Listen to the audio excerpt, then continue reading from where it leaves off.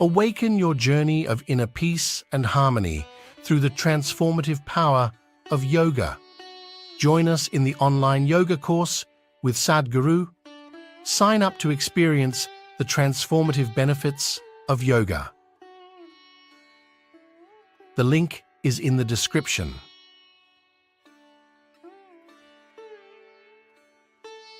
People whom you love are not easy. Transform yourself in such a way. Being in your presence, unknowingly, their cup will turn around. As far as your spiritual process is concerned, anyway you're alone. Namaskaram, Sadhguru. I'm in a relationship with a very bitter person who is not interested in spirituality. How can I handle my relationship without losing my way on the spiritual path? If your concern is your spiritual growth only, then if you have a demon for your partner, that's the best thing. But your partner, your husband, wife is not just about spiritual growth, you also want to have a pleasant life in the family. Then you have to choose someone whom you like, but any human being on the planet, there is something that you don't like about them, isn't it so? So you use that part of it for your spiritual growth, and the rest of it you enjoy. Just as life. So if your intention is to have a good family, then some rapport is needed between two people, otherwise it won't work. Especially if you have produced children, then rapport is must, otherwise you'll foul the new life that's come up. If you create a foul atmosphere, you'll foul up the new life that is coming up. Nobody has any right to do that actually, but people are doing it. But no human being has any right. You can mess yourself up as much as you want, that's up to you. But you can't mess up a fresh life that's just coming up. So, if you're looking for good life, family life, then one has to find rapport. And that rapport means some areas of commonality at least. But if you're looking for spiritual life, it doesn't matter what kind of person he is, you can use everything for your growth. Everything for your growth, if that's all your focus is. But generally your focus is both ways, you want to have a little bit of that and a little bit of this. So mixed fare. So it gets a little complex. So, to build a rapport takes effort, takes compromise, takes love, endurance. Takes endurance, you know. Somebody is constantly like this, you want to build rapport with that person, but you don't want to go his way. That takes lots of endurance. Yes, sir? People whom you love are not easy. So what can you do? One thing is to transform yourself in such a way. Being in your presence, unknowingly, their cup will turn around. Just yesterday, you know, the other day I just went out in the rain, I went out and it started raining and I was carrying both my India phones because I was expecting some calls and I mean, one is India, one is Europe, one is America, 3 phones I had. One I had in my jacket, other in my trouser pockets, and By the time I got here, it got wet and both the phones just burnt up. Then people around me were telling me, Sadhguru, why carry two phones now? We can have two SIM cards in one phone. If you hold it like this, you can speak on the India SIM card. If you turn it around, it just shifts into the other SIM card. You don't have to switch anything, just this way it handles one SIM card. If you turn it around, it handles another SIM card. You have to become like this. I was very suspicious of this phone, I didn't get it, but but you must become like this. If you wish to take people who are around you with you, if you want to walk alone, it's very easy. If you want to take people with you, then it takes a considerable amount of effort. When Gautama was asked this question, is it better to walk alone on the path or with a companion? He's not like me, he's dry. He said, it's better to walk alone than to walk with a fool. He's not saying don't walk with anybody, he's not saying don't have companions, but he said it's better to walk alone than walk with a fool. Because they can drain you, they can take such a lot of energy and time and you don't know, they may be stronger than you and they may take you their way than you taking them your way. There's every possibility, yes? So, I won't say what Gautama said. All I'm saying is, it doesn't matter how you walk, as far as your spiritual process is concerned, anyway you're alone. Nobody is with you. It's only the bodily process, the material process of life, which you can share with people. You come alone and you go alone, isn't it? Even if you have a twin brother or a twin sister, you still come alone and go alone, isn't it so? So when it comes to the spirit, anyway, you walk alone. So don't mix that up. So that part of it you handle well, the material part of it according to your capability, to what extent you can do it, you do it. They come your way, it's wonderful. If they don't, it's all right, don't grudge them. It's just that you don't have to go that way. Maybe someday, when the doctor tells you your liver is in a bad state, he may seek divine, you know. Yes. Have you seen people who are walking in the morning? Not everybody, there are certain type of people, these are all over 50, 55 age group people. They have become lean and they're walking briskly every day, religiously they are there. These are all people who generally had a cardiac problem. They almost died. Then their doctor told them, either you do this or you're gone. Now their walking is like a religion. Not Sunday morning, every morning. Have you seen those people? Suddenly they transform, they eat properly, they do everything properly because the fear of life and death has come. So different people need different kinds of impetus. If you're sensible, you learn by just looking. If you're not sensible, you learn by thrashing. Life will thrash you. The material part of your life is never 100% proper, never can be, isn't it so? Is there any family which is a perfect family? Is there any relationship which is a perfect relationship? Is there any business which is a perfect business? Is there any career which is a perfect career? There is no such thing. Don't seek that. Your life will become wasteful and fanciful if you seek such things.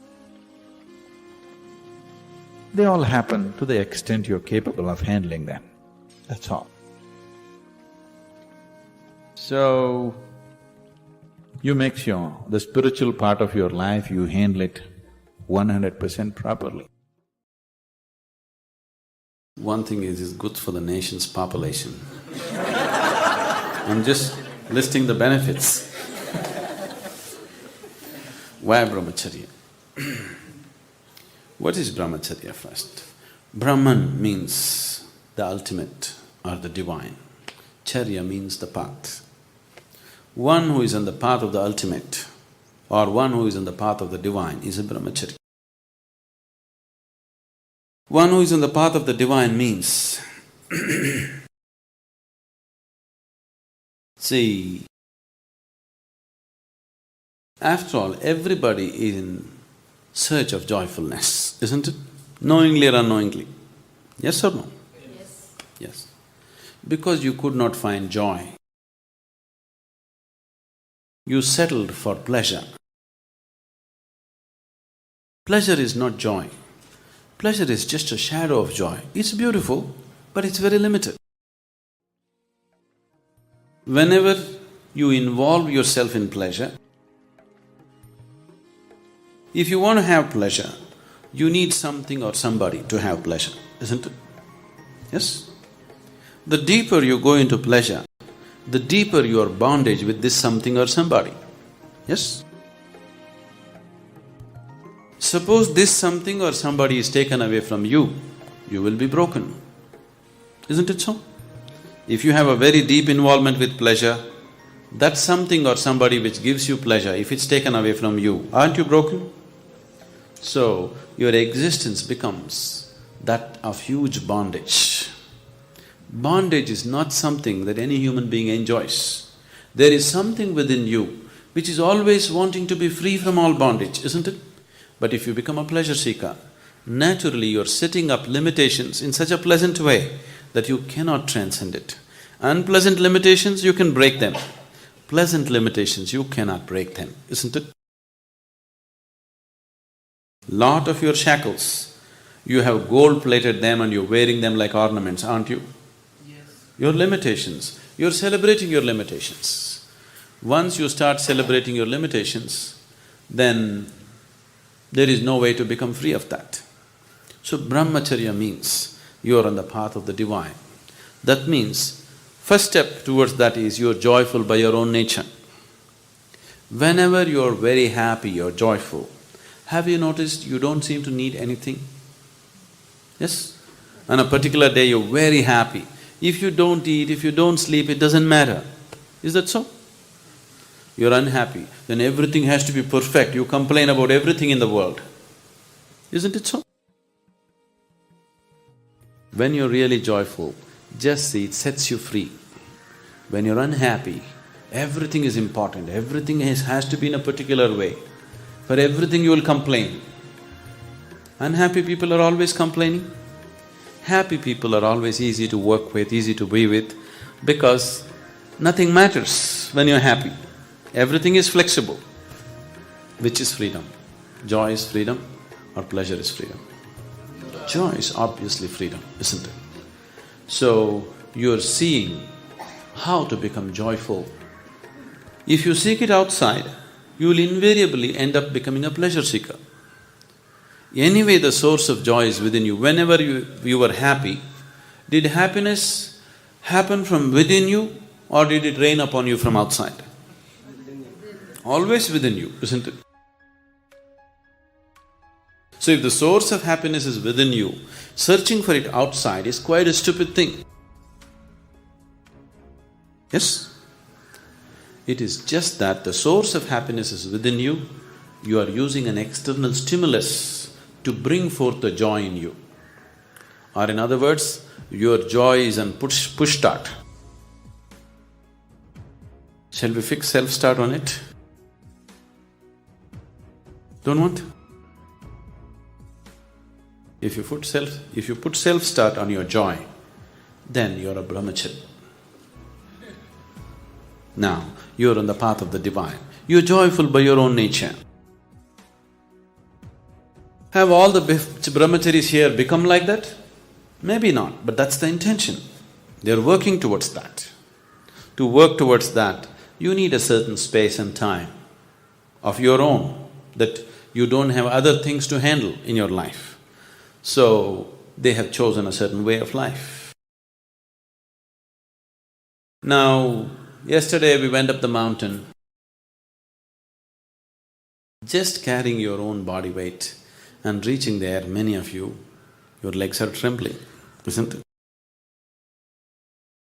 Suppose you want to carry 4 people on your shoulders and walk up the mountain, how many of you would make it? Most of you would not make it, isn't it? So that's why brahmacharya. You understand? You are planning to climb a big peak. If you had the strength to carry 10 people on your shoulders and walk, that would be fantastic. But we rarely find such people. It's better to walk alone. So they walk alone. Now, your problem is that by the time you became 14, your intelligence got hijacked by your hormones so much, you can't understand or you cannot accept how somebody can be free from it. Somebody can just sit here and be happy. They don't have to get married, they don't have to run behind the opposite sex, they don't have to do this or that. They're just happy doing simple things in their life, more joyful than you, more intense than you. So does it mean all of you should become a brahmachari? No, all of you should become a brahmachari internally. In terms of lifestyle, not necessarily. Brahmacharya does not mean just celibacy, okay? That is just one of the aspects that have been taken up as a supportive system to become a brahmachari. Brahmacharya means you're walking the path of the divine, that you're ecstatic by your own nature. You can be married and still be a brahmachari. It is possible. Because you are joyful by your own nature. You're not trying to extract joy from your husband or wife. You are joyful by your own nature. This is how it should be. The whole world should be brahmachari, isn't it? Everybody should be joyful by their own nature. If two people come together, it should be more a sharing of joy, not extracting joy from each other, isn't it? So those who have decided that they don't want to extract anything from anybody, they want to source their own inner joy, they have taken brahmacharya. And why a certain order has been set up? They have been taken up not just for their realization. If it's just their realization, we can take care of in so many ways. How many of you eaten mangoes? You eaten mangoes? You ate mangoes? No? How many of you have planted mango trees? See, just 10 people have planted mango trees, but everybody has eaten mangoes. It's only because constantly in every generation, those 10 people are planting mango trees, everybody else is eating, isn't it? So, to carry on the spiritual path in its integrity, brahmacharis are needed. Brahmacharis means we are keeping them in such a way that their energies are loose, malleable, we can make anything out of them. Just anything out of them. I can combine 10 brahmacharis into one and make 10 brahmacharis into one huge human being, a huge force. We have kept their energies loose, no personality. Whichever way you bend, they will become that way. See, if we take analogies, you are like a pot. You are a karmic pot. A certain karmas, certain influences have molded you into a certain shape. Yes? Now you become a certain type of person. With the process of living, when you were a child it was little more malleable, when you were a youth it got little rigid, by the time you're a full adult it's totally rigid. This is just… we can see the pot is slowly being burnt with the process of life. Now by the time you're reasonably old, it is totally rigid shape. If you do anything else with it, it'll break. See, now there's a burnt pot here. If you try to change the shape of this pot, it'll only break into pieces, isn't it? But when it was unburnt, very easily you could mold it into anything. You made 10 unburnt pots. Tomorrow if you don't like it, you can put all of them together and make one big pot, isn't it? Now, we are unburning people. We are unburning them into that state where they are very malleable. We can give them any shape, any form. So brahmacharis are working towards that. It's a huge sadhana. It is not just… like other systems in the world are doing this, just they take a vow of celibacy. This is not like that. There is a whole system of what they're doing with their energies. There is a whole lot of work that's being done internally. This is just a small part of it. What you see as they being unmarried is just a small part of it. The rest of it is very internal. And people who are willing to dedicate themselves for others' well-being are needed in the society. At any time, if there is nobody in the society who is thinking about others' well-being, that society is heading for ruin, definitely. That's what has happened to this society right now. There are very few people thinking of everybody's well-being. Others are all, what about me, what about me, what about me? If a certain percentage of people are thinking beyond their own well-being, only then a society will remain sane and stable. Otherwise, societies will just go for ruin. Is it not important? There are few people who are not thinking about their own well-being, their own life, they're seeing how to make it happen for somebody else.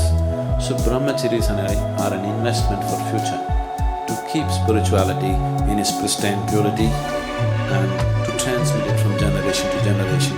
A small core group of people are needed. Everybody need not take that thing, nor will we take everybody. Every year, hundreds of applications for brahmacharya comes.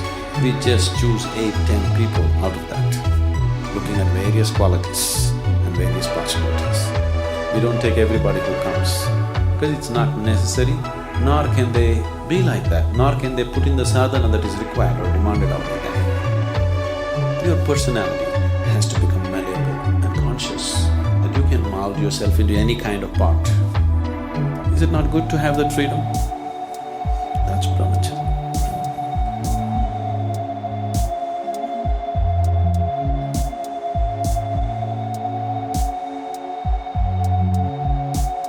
Thank you for devoting your time to us.